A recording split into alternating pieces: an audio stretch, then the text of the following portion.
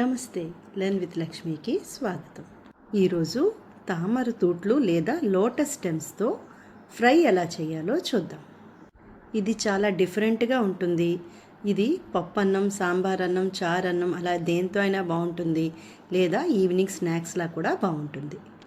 ముందుగా వీటిని చూపించిన విధంగా శుభ్రం చేసుకొని కట్ చేసుకొని పెట్టుకోవాలి.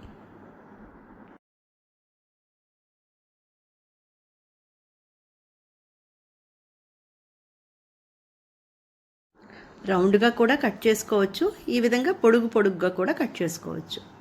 నేను పొడుగ్గా కట్ చేసుకున్నాను, మీకు ఎలా వీలైతే అలా కట్ చేసుకోండి. వీటిని నీటిలో వేసి శుభ్రంగా కడుక్కోవాలి.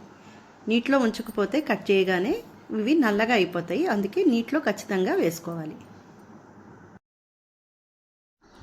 వీటిని కుక్కర్లో వేసి నీరు, ఒక పావు కప్పు పాలు, కొద్దిగా ఉప్పు వేసి 2 నుంచి 3 విజిల్స్ వచ్చినంత వరకు ఉడికించుకోవాలి. పాలు వేసి ఉడికించడం వల్ల తెల్లగా ఉంటాయి. అరకప్పు బియ్యాన్ని 4-5 గంటల ముందు నానబెట్టుకోవాలి. అరకప్పు కన్నా కొంచెం ఎక్కువగా నువ్వులు తీసుకోవాలి. ఇంకా 6-7 ఎండుమిరపకాయలు, 3 పచ్చిమిరపకాయలు, 6 నుంచి 7 వెల్లుల్లి రెబ్బలు, 1 టీ స్పూన్ జీలకర్ర, 1 పెద్ద ఉల్లిపాయ తీసుకోవాలి.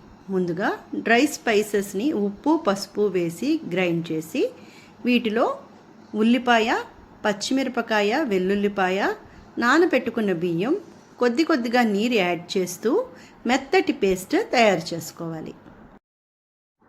ఈ లోటస్ స్టెమ్ ఉడికాక వీటిని మనం వడగట్టుకోవాలి. మా వైపు తామర తూట్లు అంటారు, మీరందరూ ఏమంటారో నాకు కమెంట్ చేసి చెప్పండి.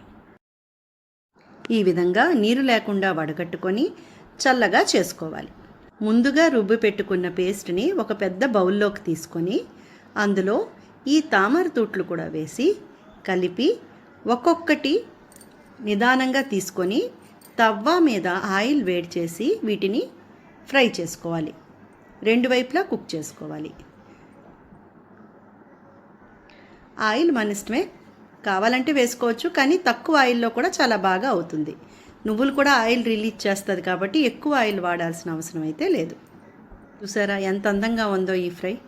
అందరూ తప్పకుండా ట్రై చేయండి. ఎలా వచ్చిందో నాకు కమెంట్ చేసి చెప్పండి. Thank you.